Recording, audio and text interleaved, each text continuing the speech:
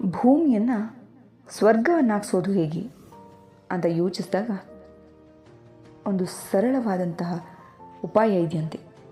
ಅದೇನಪ್ಪ ಅಂತಂದರೆ, ಯಾರಿಗೆ ಅವಶ್ಯಕತೆ ಇರ್ತದೋ ಅವರಿಗೆ ಸಹಾಯ ಮಾಡೋದು, ಆ ಸಹಾಯದ ಮೂಲಕ ಆತ್ಮತೃಪ್ತಿಯನ್ನು ಪಡ್ಕೊಳ್ಳೋದು. ಇದೇ ರೀತಿ ಜನ ವಾಸ ಮಾಡೋದು ಅಂತ ಜಾಗವನ್ನೇ ಸ್ವರ್ಗ ಆಗತ್ತೆ ಅಂತ ಹೇಳ್ತಾರೆ. ಇವತ್ತೊಂದು ಸುಂದರವಾದ ಕಥೆಯನ್ನು ಹೇಳ್ತೀನಿ. ಒಬ್ಬ ಸಂವೇದನಾಶೀಲನಾದ ರಾಜನಿದ್ದ. ಅವನಿಗೆ ತನ್ನ ಪ್ರಜೆಗಳ ಬಗ್ಗೆ ಬಹಳ ಕಾಳಜಿ. ಸತತವಾಗಿ ಪ್ರಯತ್ನ ಮಾಡ್ತಾ ಅವರನ್ನು ಸಂತೋಷವಾಗಿರುವಂತೆ ನೋಡ್ಕೊಳ್ತಾ ಇದ್ದ. ಅವನು ಅಧ್ಯಯನಶೀಲನೂ ಆಗಿದ್ದ. ಸಮಯ ಸಿಕ್ಕಾಗಲೆಲ್ಲ ಗ್ರಂಥಗಳನ್ನು ಓದ್ತಾ ಇದ್ದ.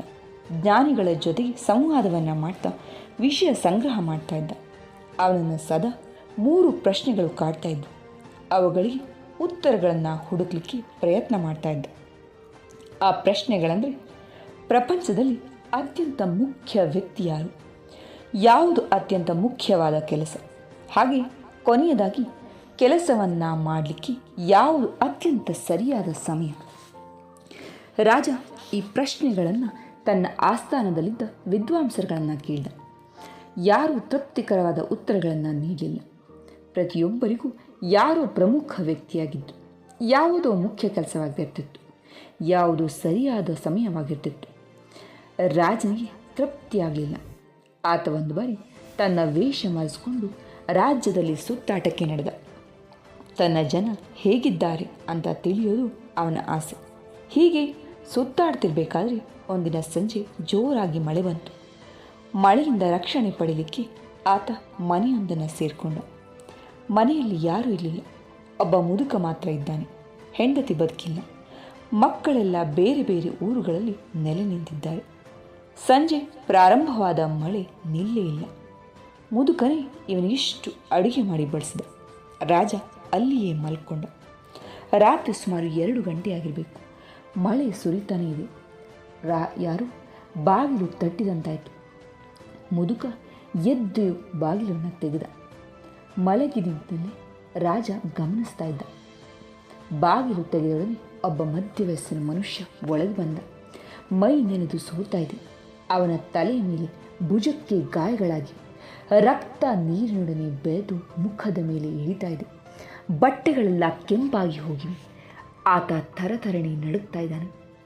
ಒಳಗೆ ಬಂದವನೇ ಬಾಗಿಲು ಮುಚ್ಚಿ ಮುದುಕನಿಗೆ ಕೈ ಮುಗಿದು ಕೇಳಿಕೊಂಡ. ಸ್ವಾಮಿ, ದರೋಡೆಕೋರರು ನನ್ನ ಬೆನ್ನು ಹತ್ತಿದ್ದಾರೆ. ನಾನು ಸಿಕ್ಕರೆ ನನ್ನನ್ನು ಕೊಂದೇ ಬಿಡ್ತಾರೆ. ದಯವಿಟ್ಟು ನನ್ನನ್ನು ರಕ್ಷಣೆ ಮಾಡಿ. ತಕ್ಷಣ ಮುದುಕ ಅವನನ್ನು ಒಳಗೆ ಕರೆದುದು ಕೊಠಡಿಯಲ್ಲಿ ಕೂಡಿಸಿ ಬಂದ. ಅಷ್ಟರಲ್ಲಿ ಬಾಗಿಲಿನ ಮೇಲೆ ಯಾರೋ ಜೋರಾಗಿ ಹೊಡೆದಂತಾಯಿತು. ಬಾಗಿಲು ತೆರೆದರೆ 4 ಜನ ದಾಂಡಿಗರು ನಿಂತಿದ್ದಾರೆ. ಅವರ ಕೈಯಲ್ಲಿ ಹರಿತವಾದ ಆಯುಧಗಳು. ಅವರಲ್ಲೊಬ್ಬ ಜೋರಾಗಿ ಕೇಳ್ದ, ಏ ಮುದುಕ, ಇಲ್ಲಿ ಯಾರಾದರೂ ಬಂದ್ರೇನೋ? ನಮ್ಮ ಕೈಯಿಂದ ಪಾರಾಗಿ ಒಬ್ಬ ಓಡಿ ಬಂದಿದ್ದಾನೆ. ಮುದುಕ, ಈ ಸಮಯದಲ್ಲಿ ಈ ಮಳೆಯಲ್ಲಿ ಇಲ್ಲಿ ಯಾರು ಬಂದಾರು ಮಹಾರಾಯ?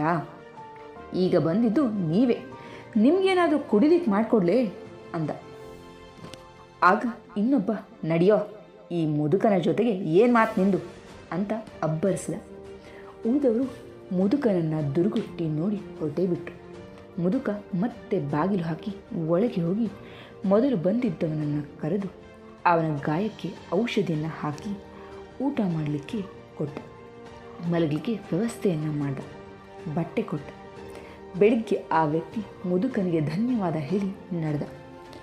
ಮಾರನೇ ದಿನ ಬೆಳಿಗ್ಗೆ ರಾಜ, ಅಯ್ಯ, ನೀನು ಎಂತಹ ಅಪಾಯಕಾರಿ ಕೆಲಸ ಮಾಡಿದ್ದೆ ಗೊತ್ತೇ? ಆ ದರೋಡೆಕೋರರು ನಿನ್ನನ್ನು ಕೊಲ್ಬೋದಿತ್ತು ಅಂದ. ಆಗ ಮುದುಕ, ತರುಣ, ತಿಳಿದುಕೋ, ಅತ್ಯಂತ ತೊಂದರೆಯಲ್ಲಿ ಸಿಕ್ಕಿ ಹಾಕಿಕೊಂಡವರನ್ನು ಪಾರು ಮಾಡೋದು ಅತ್ಯಂತ ಮುಖ್ಯ ಕೆಲಸ. ಯಾರೋ ಒಬ್ಬರು ಪ್ರಾಣ ಸಂಕಟದಲ್ಲಿರುವಾಗ ಮುನ್ನುಗ್ಗಿ ಸಹಾಯ ಮಾಡೋದು ಅತ್ಯಂತ ಮುಖ್ಯ ಸಮಯ ಆಗಿತ್ತು. ಕಷ್ಟದಲ್ಲಿ ಸಿಕ್ಕಿ ಹಾಕಿಕೊಂಡಿರುವ ವ್ಯಕ್ತಿಯೇ ಪ್ರಪಂಚದ ಅತಿ ಮುಖ್ಯ ವ್ಯಕ್ತಿ. ಆ ಕ್ಷಣದಲ್ಲಿ ಮತ್ಯಾವುದು ಮುಖ್ಯ ಅನ್ನಿಸ್ಲಿಲ್ಲ ನನಗೆ ಅಂದ. ರಾಜನಿಗೆ ತನ್ನ ಪ್ರಶ್ನೆಗೆ ಉತ್ತರ ಸಿಕ್ತು. ಆತ್ಮೀಯರೇ, ಎಷ್ಟು ಅರ್ಥಪೂರ್ಣ ಕತೆ ನೋಡಿ. ಹತಾಶೆಯಲ್ಲಿ ಸಹಾಯವನ್ನು ಅಪೇಕ್ಷಿಸುವ ವ್ಯಕ್ತಿಯೇ ಬಹುಮುಖ್ಯವಾದಂಥ ವ್ಯಕ್ತಿ. ಆ ಕ್ಷಣದಲ್ಲಿ ಸಹಾಯ ನೀಡುವುದು ಶ್ರೇಷ್ಠ ಸಮಯ ಅನಿಸ್ಕೊಳ್ಳುತ್ತೆ. ಹಾಗೆ ಆ ಸಹಾಯಕ್ಕಿಂತ ಶ್ರೇಷ್ಠವಾದ ಕೆಲಸ ಮತ್ತೊಂದಿಲ್ಲ. ಹೀಗೆ ಎಲ್ಲರೂ ಒಬ್ಬರಿಗೊಬ್ಬರು ಸಹಾಯ ಹಸ್ತ ನೀಡಿದರೆ ಬಹುಶಃ ಭೂಮಿ ಸ್ವರ್ಗವಾಗ್ತದೆ. ಕತೆ ಇಷ್ಟ ಆಯಿತು, ಅರ್ಥ ಕೂಡ ಆಯಿತು ಅಂತ ಭಾವಿಸ್ತೀನಿ. ಕೇಳಿದ್ದಕ್ಕೆ ಧನ್ಯವಾದ.